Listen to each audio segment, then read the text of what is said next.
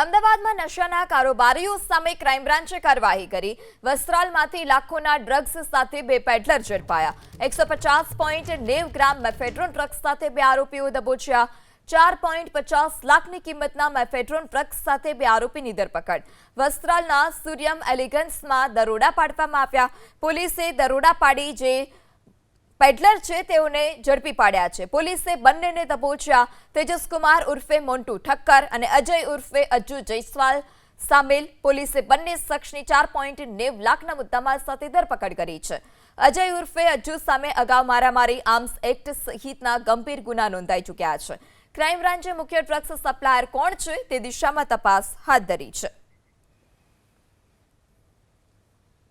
રાજકોટના ગોંડલમાં food and drugs વિભાગના દરોડા. મસાલામાં ભેળસેળની આશંકાએ જામવાડી જીઆઈડીસીમાં ફૂડ એન્ડ ડ્રગ્સ વિભાગે દરોડા પાડ્યા છે.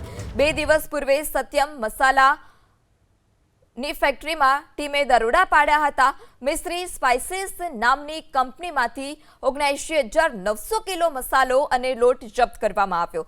મસાલા અને લોટના નમૂના પરીક્ષણ માટે લેબમાં મોકલવામાં આવ્યા છે. મોટા પ્રમાણમાં લાયસન્સ વગરના મસાલાનું થતું હતું વેચાણ.